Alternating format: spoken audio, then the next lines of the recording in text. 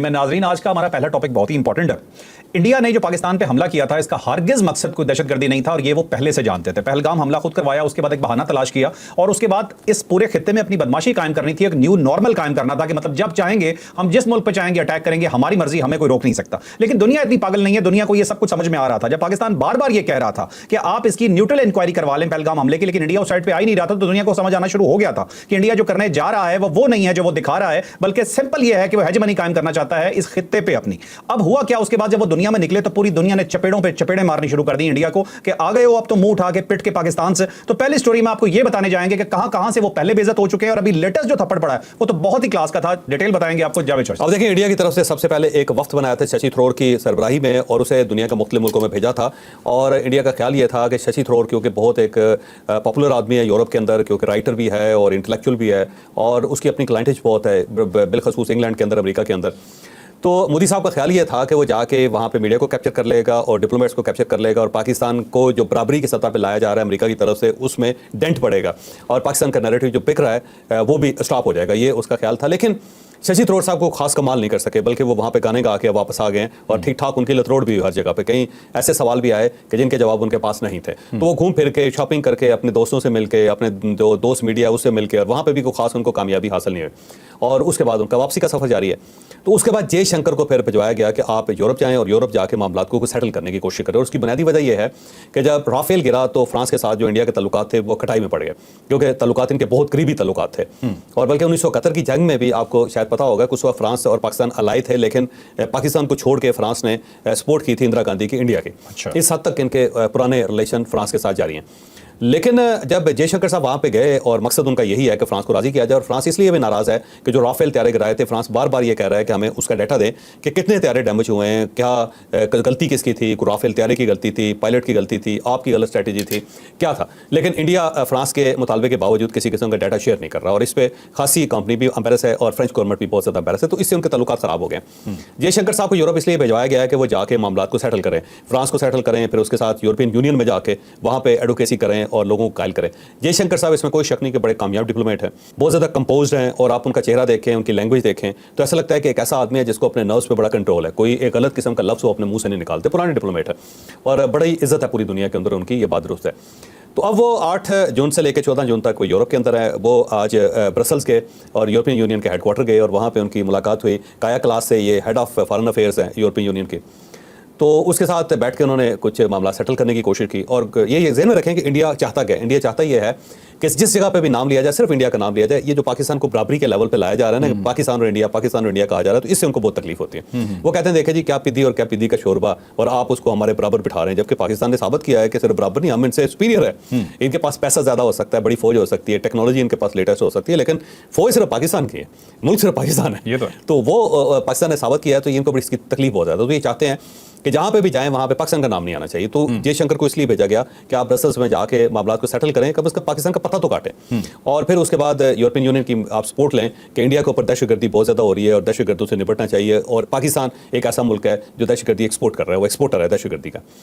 तो वहाँ पे ज़ाहिर जयशंकर साहब ने बड़ा जोर लगाया। लेकिन उसके बाद जब एक प्रेस कॉन्फ्रेंस हुई, जॉइंट प्रेस कॉन्फ्रेंस हुई, तो उसके अंदर जो काया क्लास है वो खड़ी होकर उसने दोनों चीज़ें कही। उसने कहा जी देखें, दहशतगर्दी जो है उसके हम खिलाफ हैं और इंडिया के साथ भी दहशतगर्दी हो रही है और इंडिया को हक है कि वो दहशतगर्दों का मुकाबला कर सके और दहशतगर्दों के खिलाफ कार्रवाई कर सके, लेकिन अकॉर्डिंग टू लॉ। अब ये जो अकॉर्डिंग टू लॉ है ना, ये बड़ी तकलीफ है इंडिया को। यानी सब बांध देते हैं ना उसको कि आप इस तरह नहीं है कि आप अपने तैयारे तैयार करें और फौजें तैयार करें और किसी मुल्क के ऊपर चढ़ दौड़ें आप, और आप कह दें कि जी क्योंकि इंडिया के अंदर दहशतगर्दी हुई तो उसका जिम्मेदार सिर्फ एक ही और वो पाकिस्तान, और बगैर तहकीकात के, बगैर तफ्तीश के आप किसी दूसरे मुल्क के ऊपर हमला कर दें, तो ये तो लॉ नहीं है। तो उससे उन्होंने कहा जी आपने जो भी करना है अकॉर्डिंग टू लॉ करना है। तो इसका एक जयशंकर साहब को बड़ी तकलीफ हो रही इंडियन मीडिया, तो इस पर बड़ा चीख पड़ा। उन्होंने कहा जी ये क्या हम पैसे ज़ाया कर रहे हैं वहाँ पर अपनी सफारतकारी में। दूसरा उन्होंने कहा, उसे कहा इंडिया और पाकिस्तान दोनों के अंदर जानों का नुकसान हुआ है, इंसानी जानों का नुकसान हुआ है और उसमें हमें बड़ा कंसर्न है। इंडिया ये चाहता था सिर्फ इंसानी जो जाने इंडिया के अंदर गई है ना, सिर्फ उसकी बात हो। पाकिस्तान के अंदर जो लोग मर गए हैं वो कीड़े मकोड़े, वो लोग तो है नहीं, उनका जिक्र नहीं होना चाहिए। तो जब उन्होंने पाकिस्तान और इंडिया दोनों की जानों का ज़िया का जिक्र किया तो उसे भी ब्रसल्स के अंदर खासी आग लगी इंडियन डेलीगेशन को, जयशंकर साहब को। तो उसके बाद अब बहुत लोग वहाँ पे बात कर रहे हैं इंडिया के अंदर कि देखें हम जो भी वफ्त भेजते हैं वो नाकाम हो जाता है, पाकिस्तान की सफारतकारी बड़ी कामयाब हो जाती है। जैसे बिलावल भुट्टो साहब को जिस तरह पूरी दुनिया ने उनको सराहा और जिस तरह उनके इंटरव्यूज़ हुए और जिस तरह उनकी गुफ्तगू को आगे पेश किया गया, रेफर किया गया, उसके मुकाबले में हम इतने बड़े बड़े लोगों को भेज रहे हैं लेकिन वो पाकिस्तान के नैरेटिव को डेंट डालने में नाकाम हो रहे हैं। अब फ्रांस जाना है उन्होंने जयशंकर ने अब फ्रांस के अंदर मुझे लगता है कि उनको खासा टफ टाइम देखना पड़ेगा, क्योंकि वहाँ पे अब सिर्फ एक कंपनी का इशू नहीं रहा, राफेल तैयारों का इशू नहीं रहा, बल्कि पूरी जो कौम है उसका इशू बन गया, पूरे मुल्क का इशू बन गया। सवाल कर रहे हैं उनके पार्लियामेंट के अंदर बहुत सवाल किए जा रहे हैं और लत्ते ले रहे हैं वो गवर्नमेंट के भी और साथ साथ राफेल बनाने वाली कंपनी जो उससे भी, कि आप लोग हैं क्या और कर क्या दिया आपने डिमोरलाइज कर दिया पूरी सिविल एविएशन जो है, सिविल एविएशन इंडस्ट्री जो फ्रांस की है उसको। तो वहाँ पे तो बड़े सवाल उठाए जा रहे हैं। तो अब जयशंकर साहब जाएंगे, मुझे लगता है कि बड़ा टफ टाइम मिलेगा फ्रांस में इनको। ठीक है, ये जो कह क्लास है इन्होंने तो क्लास की बेइज्जती कर दी, और इससे पहले कोलंबिया में भी सेम काम शशि थरूर के साथ हुआ था। वहाँ कोलंबिया ने जब अपनी स्टेटमेंट जारी की तो उसमें भी उन्होंने यही कहा था कि पाकिस्तान में जो जानों का लॉस हुआ है उस पर हम गमजदा हैं। इसके ऊपर भी उन्हें तकलीफ हुई, एहतजाज किया कि इस चीज को हटाया जाए जो कोलंबियंस ने नहीं हटाया। ज़ाहिर हर जगह पे उनको हो रहा है ना, अब वाशिंगटन के अंदर हुआ, न्यूयॉर्क के अंदर हुआ, शशि थरूर साहब को यूके के अंदर, हर जगह से उनको कोई बहुत अच्छी पजीराई क्लासिकल चित्रौल हो रही है हर तरफ से हो रही है।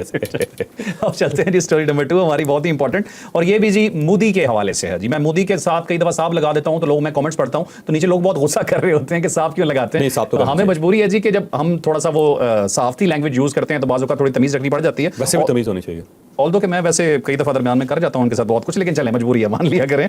तो जी मिस्टर मोदी जो है, ठीक है जो मिस्टर मोदी है जी, इनका एक विजिट हो रहा है, और विजिट हो रहा है जी ये G7 का कनाडा में इनकी एक हिस्ट्री मौजूद है। और कनाडा वो मुल्क है जिन्होंने कुछ अर्सा पहले पाकिस्तान इंडिया कॉन्फ्लिक्ट से पहले भी इंडिया की बहुत चित्रौल की हुई है, और इनके ठीक ठाक आपस में मरासिम खराब थे। अब मोदी साहब वहां जा रहे हैं, लेकिन उनके साथ होने वाला एक बहुत बड़ा पंगा वहां पे, जो शायद उनके वहमो गुमान में भी ना हो। ये पूरी स्टोरी आपको बताते हैं अपने इस चैप्टर। अब देखो, G7 के इजलास होते हैं, हर साल होते हैं, दुनिया के मुख्तलिफ कोनों में होते हैं, और ये इंडिया जो है वो दुनिया के पहले 5 बड़े मुल्कों में, 7 मुल्कों में शुमार होता है जो जिनकी इकॉनमी बहुत बड़ी है, बल्कि इस वक्त दुनिया की 5वीं बड़ी इकॉनमी इंडिया, ये बात हमें माननी पड़ेगी। और इस वक्त का जो इजलास है वो ज़ाहिर है कनाडा के अंदर हो रहा है, और कनाडा में इससे पहले एक बहरान पैदा हुआ था 2023 में। एक सिख वहाँ लीडर है, खालिस्तान के सिख लीडर थे और बड़े वोकल थे, उनका नाम था हरदीप सिंह नजर। तो जो सरदार नजर साहब हैं उनको असैसिनेट कर दिया था, बल्कि रॉ का एक स्क्वाड है जिसने खालिस्तान के लीडरों को मुख्तलिफ मुल्कों में मारना शुरू कर दिया था, और पाकिस्तान के अंदर भी उसने कार्रवाई की थी। तो आपको याद हो 20 के करीब लोग हैं जो पाकिस्तान के अंदर मारे गए थे, और गवर्नमेंट ऑफ पाकिस्तान ने प्रॉपर उसके ऊपर डोजियर बना के इंटरनेशनल लेवल पे भी प्रोटेस्ट भी किया था। तो वहाँ पे उन्होंने जो हरदीप सिंह नजर है उसको कत्ल कर दिया, और जो कैनेडियन सीक्रेट एजेंसी है उसने सारी रूट्स पकड़ ली कि किस तरह रॉ के लोग आए, कैसे उन्होंने कत्ल किया, कहाँ से निकले, और तहकीकात के अंदर, कैमराज के अंदर हर चीज़ वो रिकॉर्ड हो गई। तो उसके ऊपर जो साबिक प्राइम मिनिस्टर है उन्होंने बड़ा शोर किया था इस पर, और इंडिया के ऊपर पाबंदियाँ भी लगाई थी उन्होंने कुछ। तो अब उसके बाद नया प्राइम मिनिस्टर आ गया, और नया प्राइम मिनिस्टर जो मार्क करनी है वो ज़ाहिर है उसको भी प्रेशर था बहुत ज़्यादा, क्योंकि वहाँ पे सिख वोटर बहुत ज़्यादा है, और ऐसा वोटर है कि जिसके बगैर वहाँ पे कोई प्राइम मिनिस्टर इलेक्ट ही नहीं हो सकता। तो उन्होंने अपने वोटर्स को सेटिस्फाइड भी करना था, और सिखों के कहने पे उन्होंने मोदी को इन्वाइट नहीं किया था। पहले ये जो G7 है ना, इसके अंदर जो इंडिया उसको बतौर ऑब्जर्वर बुलवाया जाता है, एज ए गेस्ट बुलाया जाता है। उसकी बुनियादी वजह यह है कि G7 जो है उसके अंदर सबसे पहले कनाडा है, फ्रांस है, जर्मनी है, इटली है, जापान है, UK और USA, ये 7 मुल्क हैं जिनको हम G7 कहते हैं। ये बड़ी इकॉनमीज है। इंडिया 5वीं दुनिया की बड़ी इकॉनमी है, लेकिन इसके बावजूद ज़ाहिर है वो G7 का नहीं, वो बनना चाहता था कि ये G8 हो जाए, और अब इंडिया को बतौर ऑब्जर्वर वहाँ पे बुलवाया जाता था। तो इस मरतबा कनाडा ने उसे नहीं बुलवाया था, जो ज़ाहिर इंडिया की ठीक ठाक किस्म की ठुकाई थी, बड़ी बेइज्जती की बात थी। तो अब एक स्टोरी है, और स्टोरी ये है कि इंडिया ने बड़ी मुश्किल से राजी किया कनाडा को कि आप हमें इनवाइट करें, और उसके लिए उन्होंने ऑफर की। तो उस पर उन्होंने कहा कि जो सरदार नजर का जो कातिल है हम वो आपके हवाले कर देंगे, और आप उसको ट्रायल कर लें। ये अंडर द टेबल डील है, जिसको ज़ाहिर कोई पब्लिक नहीं किया गया, ना कनाडा की तरफ से किया गया, ना ही इंडिया की तरफ से किया गया। लेकिन अब ये स्टोरी इंडिया के अंदर चलनी शुरू हो गई है कि रॉ के वो लोग जिन्होंने ये ऑपरेशन किया था उनको गिरफ्तार करके अब कनाडा के हवाले कर दिया जाएगा। अब वो लोग ज़ाहिर ऑफिशियल हैं, और उनको अगर आप कनाडा के हवाले करते हैं तो आप खुद देखें कि कितनी बड़ी एम्बैरेसमेंट होगी इंडिया के लिए। लेकिन बहरहाल कोशिश वहाँ पे इंडिया की वो होगी कि एक ऐसी स्टेट के अंदर मुकदमा चले जहाँ पे सजाए मौत नहीं है, ताकि वो सजाए मौत से महफूज रहें, और उन लोगों को कुछ और किस्म के गिफ्ट दे दिए जाएँ या सपोर्ट कर दी जाए, ताकि वो अगर कोई 6-7 साल वहाँ पे कैद में रहते भी हैं तो वो बहुत ज़्यादा नुकसान उनका ना हो सके। तो इस टाइप की इंडिया ने उनके साथ डील किया। डील के बाद ज़ाहिर है फिर कनाडा ने उनको इन्वाइट कर लिया। अब इन्वाइट कर लिया तो मोदी साहब वहाँ पे जा रहे हैं, और ये ज़ाहिर 15 से लेकर 17 जून तक ये कॉन्फ्रेंस होगी, जिसके अंदर इंडिया इस वक्त बड़ा खुश है कि देखें बहरहाल हमें बुला लिया गया और हम जा रहे हैं। लेकिन वहाँ पे एक बड़ा इशू ये इस वक्त फेस करना पड़ेगा नरेंद्र मोदी को कि वहाँ पे डोनाल्ड ट्रंप ही होंगे। अब अगर ट्रंप हो जाते हैं और वो मोदी को देख के कहते हैं मोदी माय फ्रेंड, और साथ ही वही कहते हैं कि मैंने आपके कहने पे सीज फायर किया था, अब मामला आगे बढ़ाएं और मैंने तो साल सी करवानी है, तो वहाँ पे मोदी साहब को एम्बैरेसमेंट बहुत होगी। दूसरा, मोदी साहब को ना बड़ा शौक है कि हाथ में हाथ डाल के पपियाँ लेने का, और अब जाके अगर वो आगे बढ़ के डोनाल्ड ट्रंप की तरफ जाते हैं और उसे कहते हैं कि ट्रंप माय फ्रेंड, तो उसके बाद माय फ्रेंड पूछेगा कि हाँ अब बताना ज़रा जो तुमने मेरे साथ वादा किया हुआ है वो पूरा करना पड़ेगा। तो वहाँ पे जो एम्बेरसमेंट है ना मोदी को, उसको अभी से ये लोग परसीव कर रहे हैं कि कहीं ऐसा ना हो कि वहाँ पे जाएं और ये एक नया चैप्टर खुल जाए, क्योंकि ट्रंप ने तकरीर में ये कहना ही कहना ठीक है कि मैंने 2 न्यूक्लियर पावर्स को टेबल पे बिठा दिया और सीज फायर करवा दिया था, और ये सामने माय फ्रेंड बैठा हुआ है। तो जब वो माय फ्रेंड की तरफ देखेगा तो उसके बाद मोदी ज़ाहिर क्या करेगा। तो एक बहुत बड़ा खतरा जो इस वक्त इंडिया को वो ये है कि वो ट्रंप को मोदी फेस कैसे करेगा। ठीक है। और ये जो सिख रहनुमा एहतजाज करेंगे उसका क्या होगा? हाँ, वो सिख रहनुमा तो अभी से एहतजाज कर रहे हैं, इस वक्त से लगे हुए हैं। उन्होंने अपनी गवर्नमेंट के खिलाफ वहाँ पे ठीक ठाक अड्डा लगाया उनके खिलाफ कि आपने बुलाया कैसे